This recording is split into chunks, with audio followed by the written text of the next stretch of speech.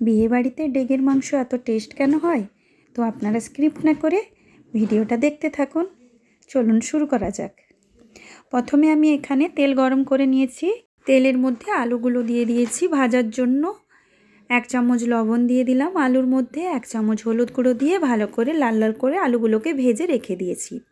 এরপর ওই তেলের মধ্যে সামান্য তেল দিয়ে দিলাম। তারপর এর মধ্যে আমি তেজপাতা দিয়ে দিয়েছি 3টে। তারপর দিয়ে দিলাম গোটা গরম মশলা, এলাচ, লবঙ্গ, কাঠদানা দিয়ে একটু হালকা নেড়ে আমি পেঁয়াজ কুচি দিয়ে দিয়েছি। পেঁয়াজগুলোকে লাল লাল করে ভেজে নেব। পেঁয়াজটা লাল লাল করে ভাজা হয়ে গিয়েছে। এবার এর মধ্যে আমি আগে থেকে করে রাখা আদা রসুনের পেস্ট দিয়ে ভালো করে ভেজে নেব। আদা রসুনের পেস্টটা দিয়ে ভালো করে ভাজতে হবে, তাহলে এর কাঁচা গন্ধটা চলে যাবে।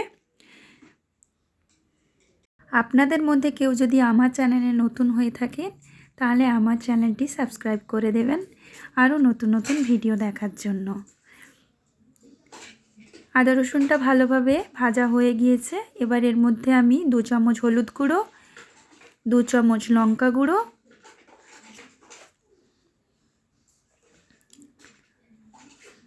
দিয়ে ভালো করে কষিয়ে নিচ্ছি মশলার সঙ্গে।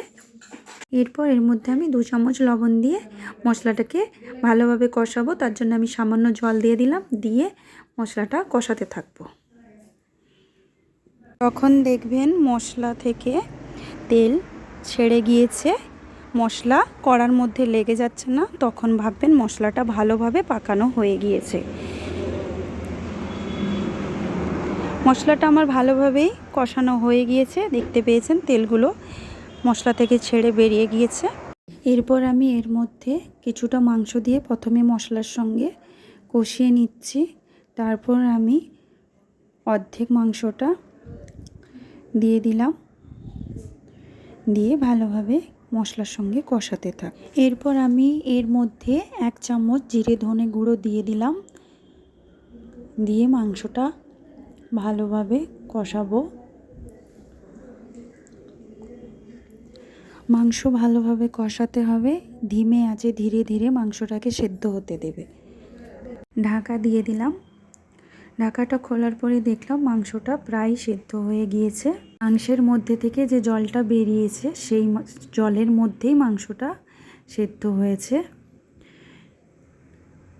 এরপর আমি এর মধ্যে কাঁচা লঙ্কা দিয়ে দিলাম, তারপর কেটে রাখা ধনেপাতা দিয়ে মাংসটাকে ভালোভাবে কষিয়ে নেব।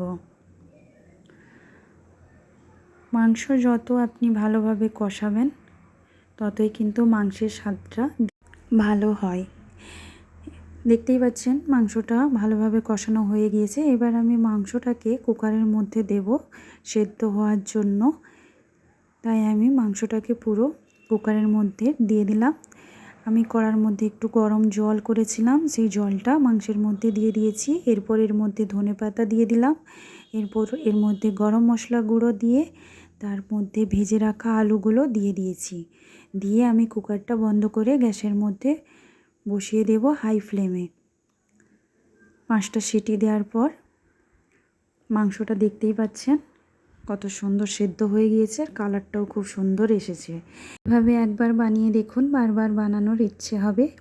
তো আমার ভিডিওটি যদি আপনাদের ভালো লেগে থাকে তাহলে লাইক, কমেন্ট অ্যান্ড শেয়ার করবেন, আর কেমন হলো তা কমেন্টে জানাবেন। আবার দেখা হবে নতুন রেসিপি নিয়ে। ভালো থাকবেন, সুস্থ থাকবেন।